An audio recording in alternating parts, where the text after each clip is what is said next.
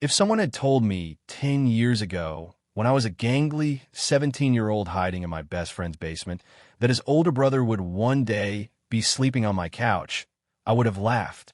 Or maybe I would have just spontaneously combusted from the sheer, mortifying impossibility of it all. Caleb was a fixed point in my adolescent universe. He was the North Star of my unrequited everything. He was 4 years older, a monolith of quiet confidence and sun-bleached hair who moved through his own house like a visitor, always on his way to somewhere more important. Football practice, a party, the army. He existed in a different atmosphere, one I couldn't breathe. My world was small and meticulously ordered. I lived in the quiet hum of my laptop, the scent of old books in a university library, and the predictable comfort of my one-bedroom apartment. It was a life built for one, a fortress of solitude designed to keep the chaos out. Or maybe it was designed to keep me in. I cataloged my books by genre and then alphabetically by author. My coffee mugs were arranged by color in the cupboard. Routine was my religion, and I was its most devout follower. It was safe. It was lonely, a fact I only admitted to myself in the deep, quiet hours of the night, when the city outside my window felt like a party I hadn't been invited to. Then Mark, my best friend and Caleb's younger brother, called. His voice was a frantic buzz in my ear, a hornet in the placid garden of my Tuesday evening. "Leo, I'm so sorry. I know this is a massive ask, but Mom fell. She broke her hip. I have to go home." Right now, my heart did a little lurch of sympathy for him, for his mom. "Of course, Mark. Don't worry about a thing. Is she okay?" "She will be. But listen, this is the thing. Caleb just got back. Landed this morning back. He was supposed to stay with me until he found a place, but now the world tilted. A name I hadn't said aloud in years was suddenly hanging in the air between our cities, a ghost summoned by a phone call. Caleb, he's back.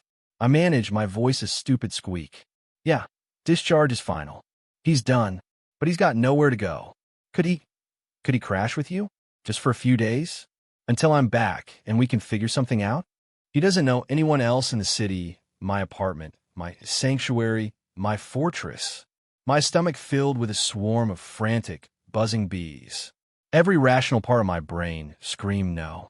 No, my space is too small. No, I have work to do.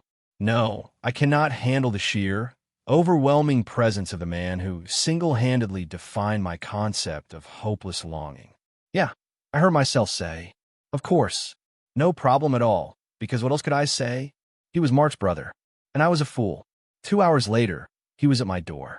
He was different, and exactly the same.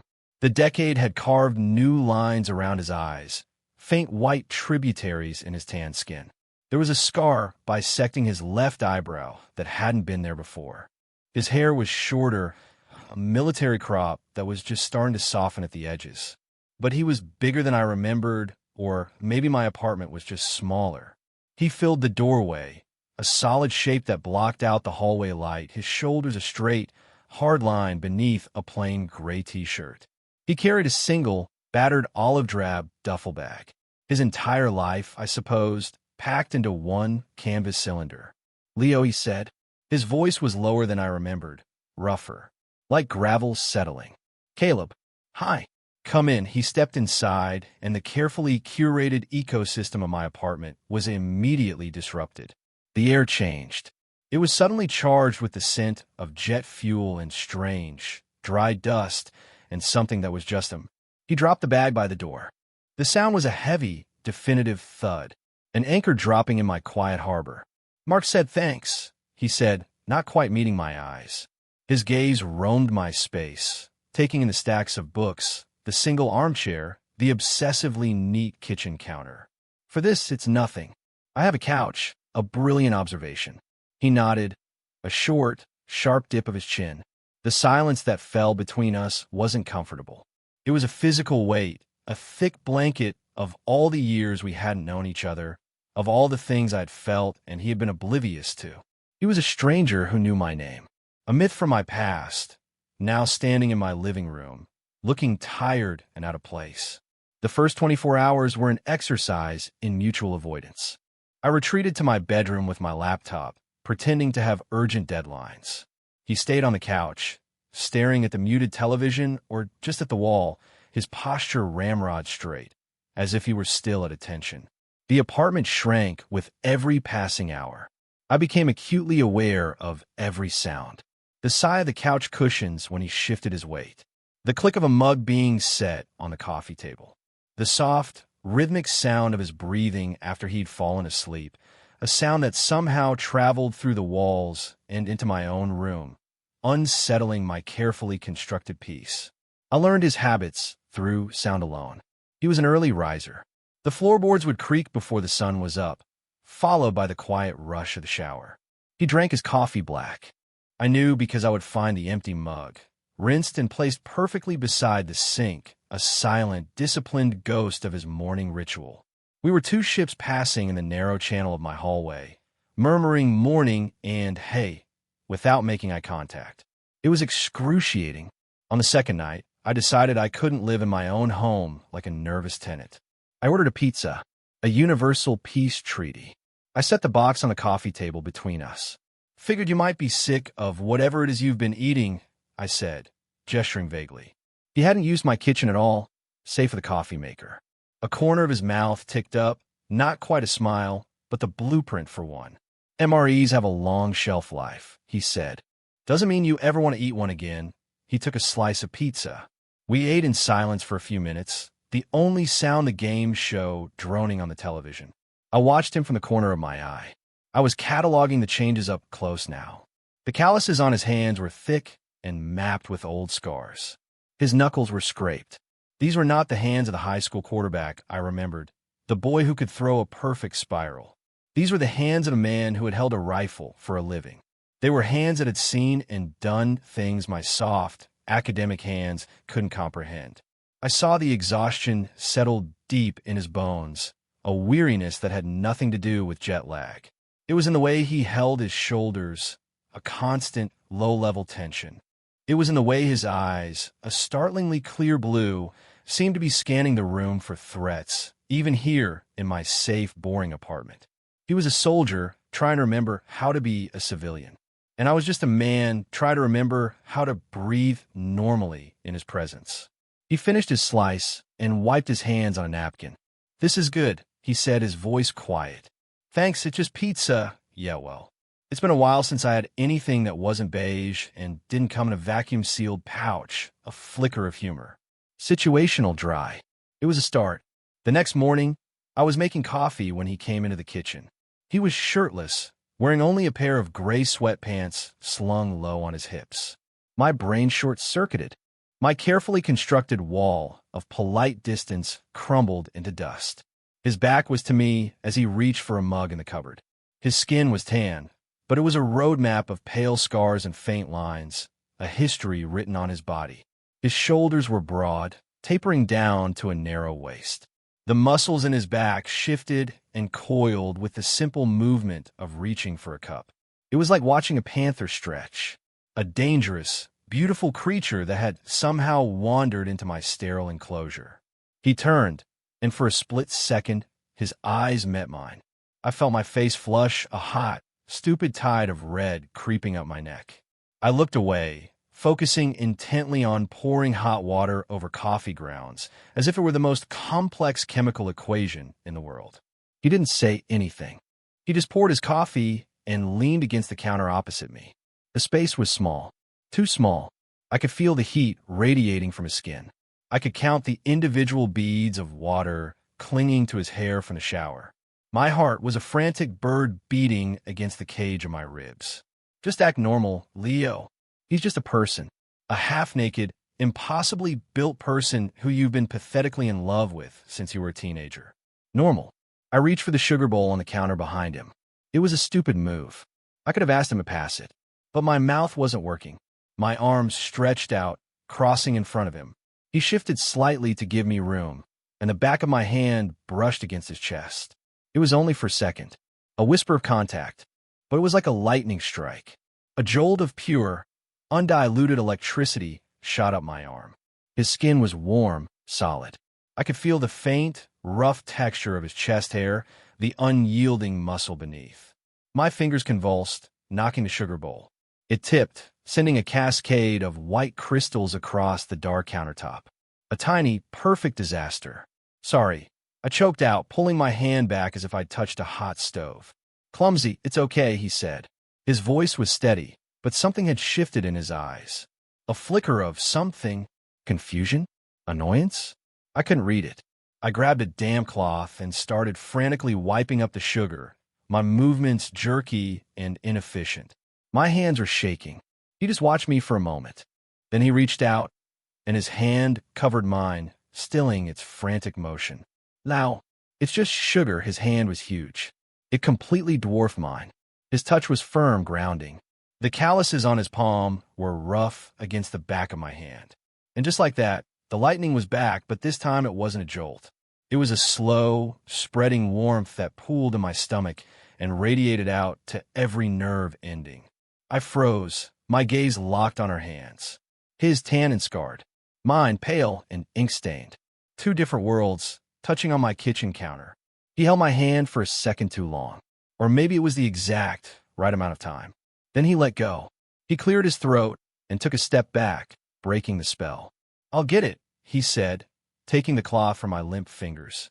I just stood there, my hand tingling where he had touched it, my brain a static-filled mess. The dynamic had shifted. The polite distance had been breached by a spilled sugar bowl and a single, lingering touch. The fortress had a crack in its walls, and I had a terrifying, exhilarating feeling that the siege was just beginning. That night, the screaming started. It wasn't loud at first, a low, guttural sound that dragged me from a deep sleep. I lay in my bed, my heart pounding, trying to place it. A fight on the street below? An animal? Then it came again, sharper this time, laced with a raw, primal fear. No, get back. Caleb. I was out of bed in an instant, my feet cold on the hardwood floor. I crept to my bedroom door and listened. Thrashing sounds from the living room. The groan of the couch springs. A shocked sobi.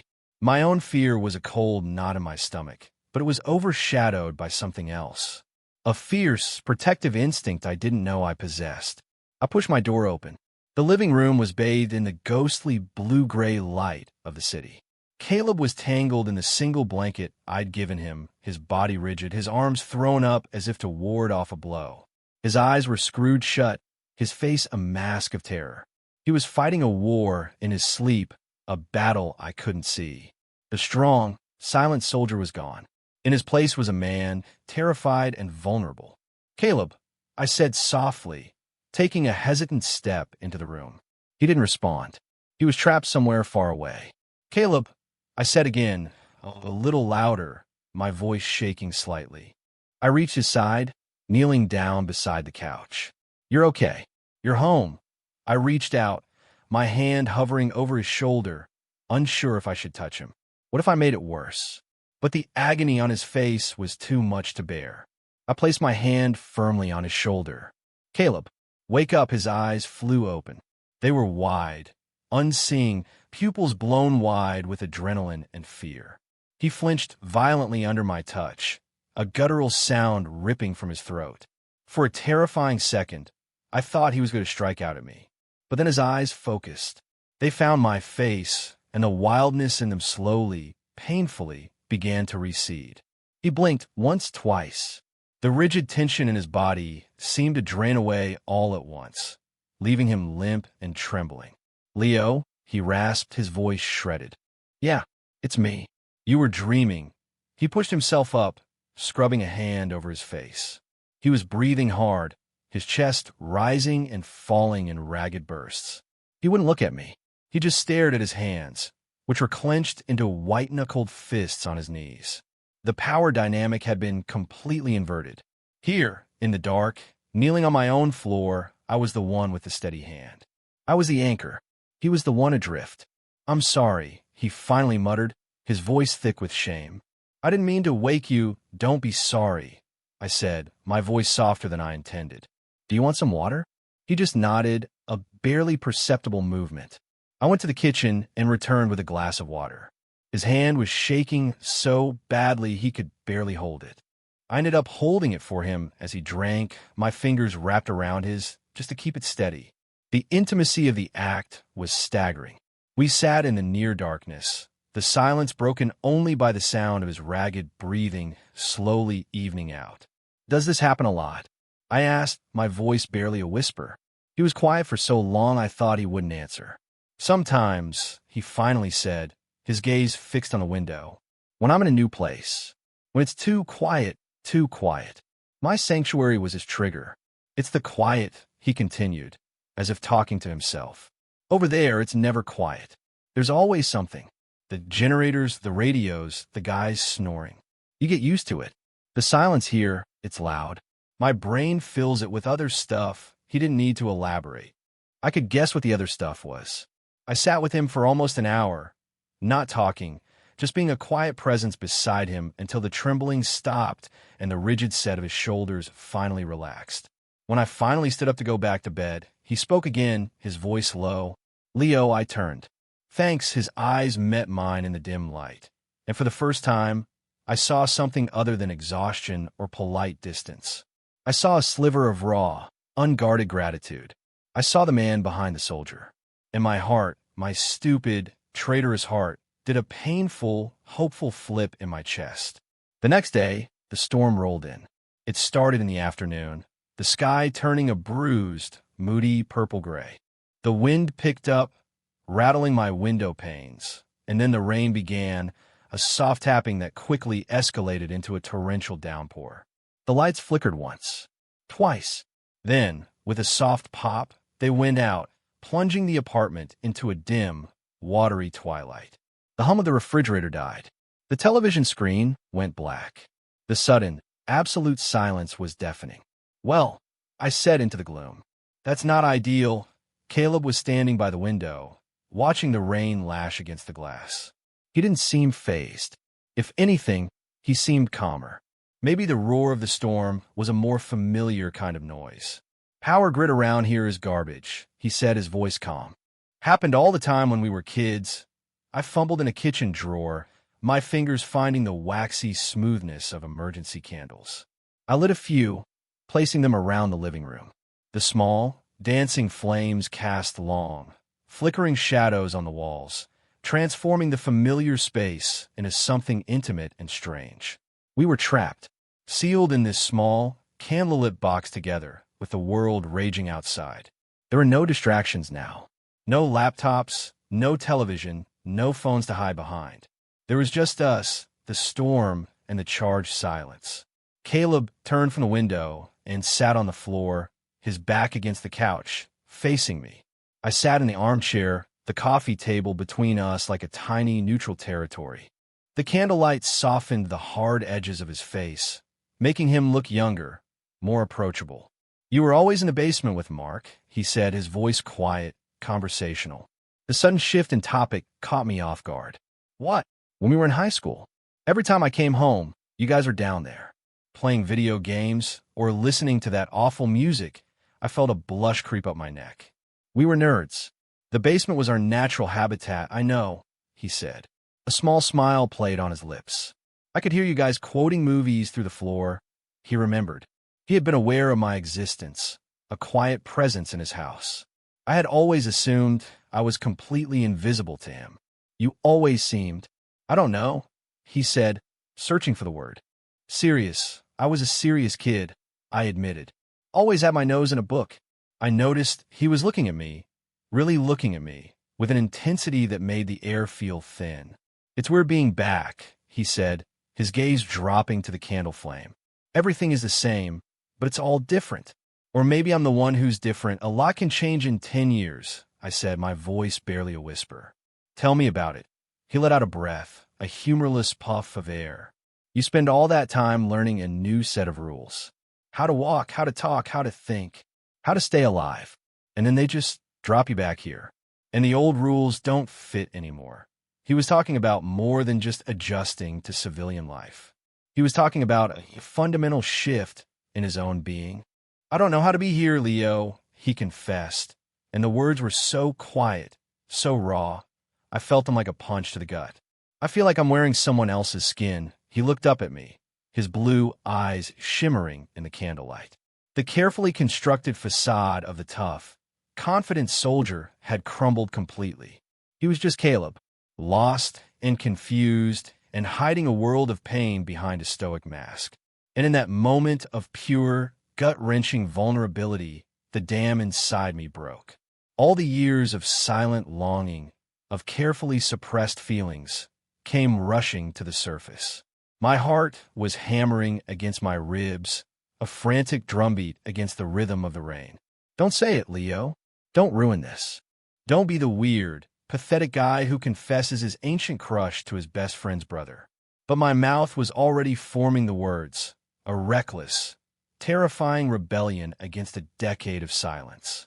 You know, I began, my voice trembling, all those years when I was in the basement with Mark. I wasn't just hiding out down there. He frowned slightly, his head tilted in confusion. I was hoping you'd come home. The words hung in the air between us, fragile and terrifying and utterly true. His expression didn't change, but a new stillness came over him. He just watched me, waiting, so I kept talking, the words tumbling out in a rush, because if I stopped now, I never would have the courage to start again. I had this insane crush on you. For years.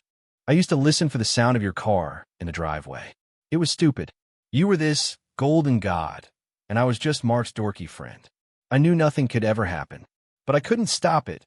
I finished, my chest heaving, the silence roaring back in to fill the space my confession had made.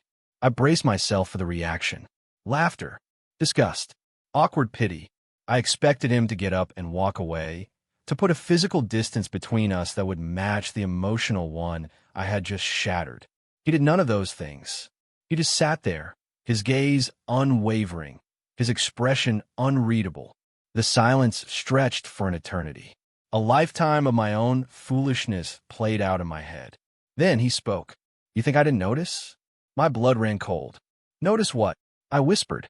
You, he said, his voice a low rumble. The way you'd stop talking whenever I walked into a room. The way you'd look at me when you thought I wasn't looking. Oh, God. He knew. He had always known. The mortification was so absolute, it was almost a physical force, threatening to crush me.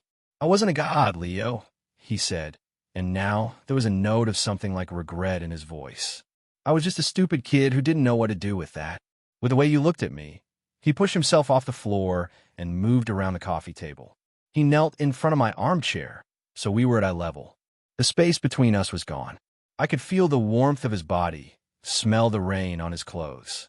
His eyes searched mine, and the confusion was gone, replaced by a raw, uncertain honesty.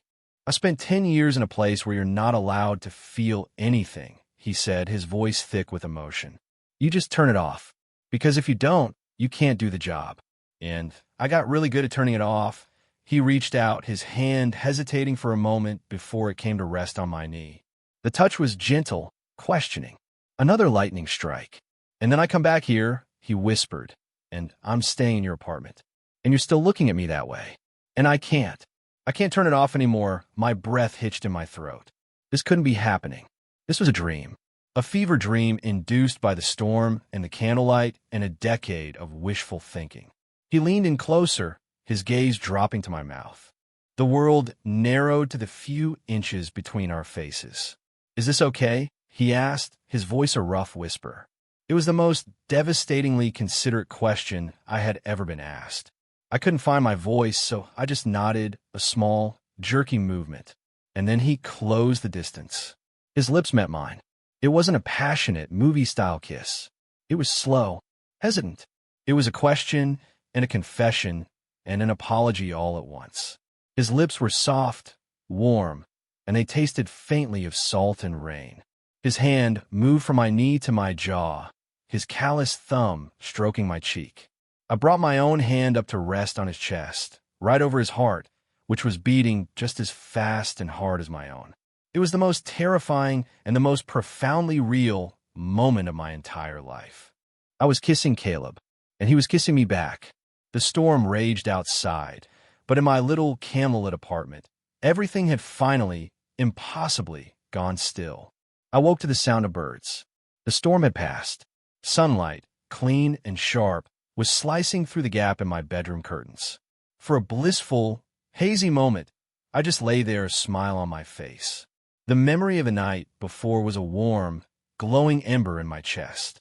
His hands in my hair, his whispered words against my skin, the unfamiliar weight of him beside me in my own bed.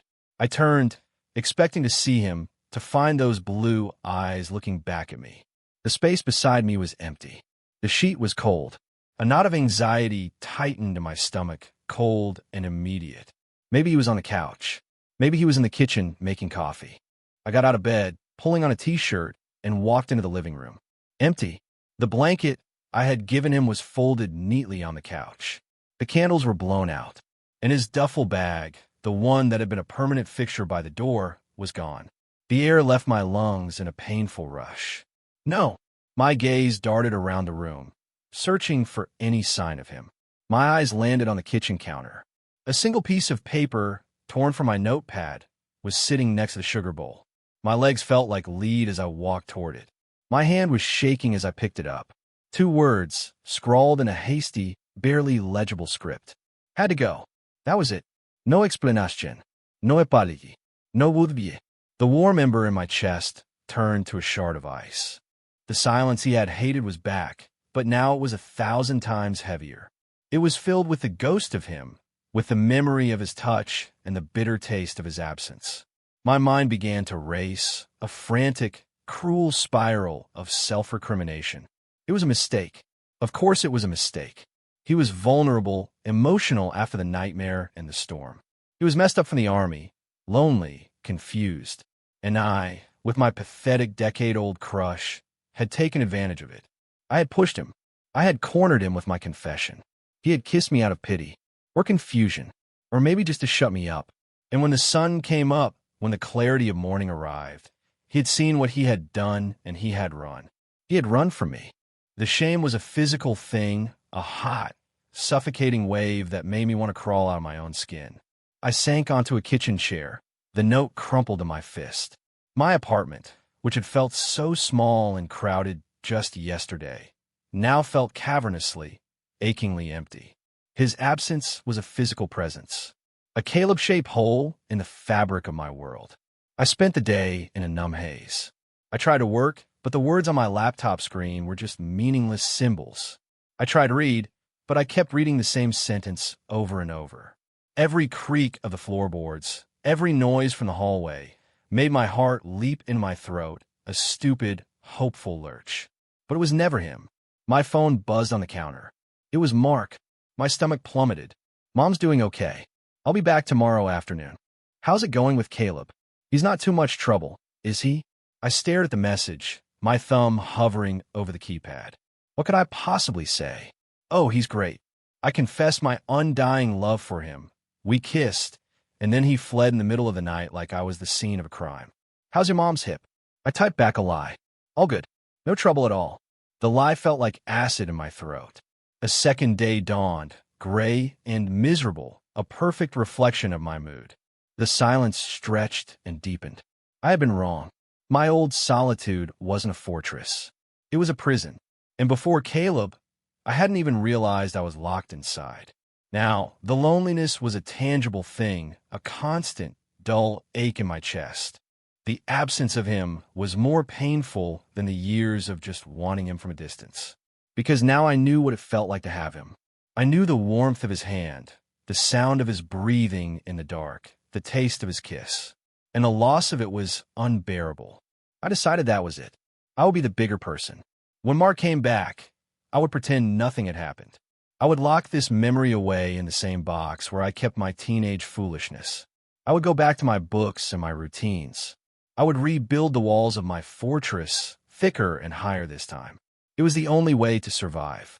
Late that night, as I was brushing my teeth, preparing to face another sleepless night, the doorbell rang. It was a sharp, insistent buzz that cut through the silence. My heart stopped. It couldn't be. It was probably a delivery for the wrong apartment. It rang again, longer this time. I walked to the door, my bare feet silent on the floor. I looked through the peephole, and the world stopped turning. It was him, Caleb. He was standing in the hallway, illuminated by the ugly fluorescent light. His olive-drab duffel bag was at his feet. He looked terrible. worse than when he had first arrived. There were dark circles under his eyes, and his jaw was covered in a rough stubble. He looked like he hadn't slept in 2 days. He looked like he had been to hell and back. My hand trembled as I unlocked the door. I opened it just a crack, my body a barrier. We just stared at each other for a long moment. He looked as wrecked as I felt. "Can I come in?" he asked, his voice rough. I didn't answer. I just stepped back and opened the door wider. He walked in, bringing the chill of the night air with him. He didn't drop his bag this time. He kept it slung over his shoulder. A temporary visitor. I closed the door, my back pressed against it, my arms crossed over my chest. A defensive posture. "What do you want, Caleb?" I asked, my voice colder than I intended. He flinched just slightly. "I need to explain," he said, his gaze fixed on the floor. "What I did was not okay, no," I said, the single word sharp and brittle. "It wasn't." He finally looked at me, and the raw vulnerability in his eyes stole the anger right out of me, leaving only a deep, profound ache. "I panicked, Leo," he said, his voice cracking. "I woke up, and you were there, sleeping next to me. And it was the first time I'd felt safe in years. The first time I'd slept through the night without, he took a ragged breath. And it terrified me. Everything I felt, everything you made me feel, it was too much. It was too fast. I've spent the last 10 years building walls around myself so thick I didn't think anything could ever get through. And you just walked right through them like they were nothing." He scrubbed a hand over his face, his exhaustion palpable. "So I ran. It's what I'm trained to do. When a situation gets too intense, you fall back. You retreat to a secure position. And that's what I did. I left. It was a cowardly, stupid thing to do, and I'm so sorry. I hurt you. I just listened, my anger slowly dissolving, replaced by a painful, empathetic understanding. He wasn't running from me. He was running from himself. I spent the last 2 days walking around this city," he continued, "trying to think, trying to put the walls back up. But they wouldn't go. All I could think about was you, about the look on your face when I left." He took a step closer. I thought you deserve better. Better than someone who's broken. Someone who comes with all this." He gestured vaguely at his own head. "Don't you dare," I said, my voice shaking with a sudden surge of emotion. "Don't you dare decide what I deserve." The words surprised me as much as they seemed to surprise him. "You don't think I'm scared?" I said, my voice rising. "I am terrified, Caleb. I just laid my entire, pathetic history of feelings for you at your feet. And then you disappeared. I spent the last 2 days convincing myself that I was a fool, that the whole thing was a mistake. So don't talk to me about being scared." A tear I didn't know was there escaped and traced a hot track down my cheek. I angrily wiped it away. He closed the remaining distance between us in 2 long strides. He reached up and cupped my face in his hands, his palms rough and warm against my skin. "I'm sorry," he whispered, his forehead resting against mine. "I'm so sorry, Leo. I'm not scared of you. I'm scared of this, of feeling this much. I don't know how, neither do I whispered back. "But maybe we could figure out together." He pulled back slightly, his thumbs stroking my cheeks. His eyes, so close to mine, were filled with a desperate, hopeful light. "Is that what you want?" he asked. "It's all I've ever wanted," I admitted, the truth of it settling between us, simple and profound. A slow smile spread across his face, a real one this time, and it was like the sun coming out after the storm. It transformed him. "Okay," he said. "Okay." Then he did something unexpected. He reached down and swung his duffel bag off his shoulder, setting it down on the floor with a soft thud. He unzipped it. He reached inside and pulled out a small, framed photograph. He handed it to me. It was an old picture. A teenaged Mark and Caleb, arms slung around each other, grinning at the camera in their parents' backyard. And there, in the background, half hidden behind a rose bush, was me. A skinny, awkward kid with big glasses and a book in my hand, staring at Caleb with an expression of such blatant, undisguised adoration it made my cheeks burn even now. "I've had this with me for 10 years, he said quietly. "Took it with me on every deployment." I stared at the picture, then back at him, my heart swelling in my chest so much I thought it might burst. "Why?" I whispered. "To remind me," he said, his voice thick, "of home, of a time when things were simple." He gently took the photo from my hands and set it on the small table by the door. Then he looked at me, his expression serious and unwavering. "Can I unpack this time?" he asked. The question was so much more than what it seemed. He wasn't asking to put his clothes in my drawers. He was asking to stay. He was asking for a place in my life, in my home. Tears welled in my eyes again, but this time they were tears of pure, unadulterated joy. I couldn't speak. I just nodded, and then I wrapped my arms around his neck and pulled him into a kiss that was anything but hesitant. It was a promise, a homecoming, the beginning of everything. The next morning, I woke to the smell of coffee. Real coffee. I opened my eyes, and for a heart-stopping second, the fear of finding the bed empty clenched in my gut. But it was different this time. The sunlight was soft, not harsh, and there was a warmth beside me that wasn't just my own. Caleb was there, propped up on one elbow, watching me. A faint, sleepy smile was on his face. "Morning," he murmured, his voice a low, gravelly hum. "Morning," I replied, my own voice thick with sleep. The anxiety was gone. In its place was a quiet, settled peace I had never known. He leaned down and kissed me, a soft, lazy kiss that tasted like coffee and a new kind of hope. Later, we stood in the kitchen, a comfortable silence between us as I made toast, and he poured the coffee. His things were no longer in the duffel bag.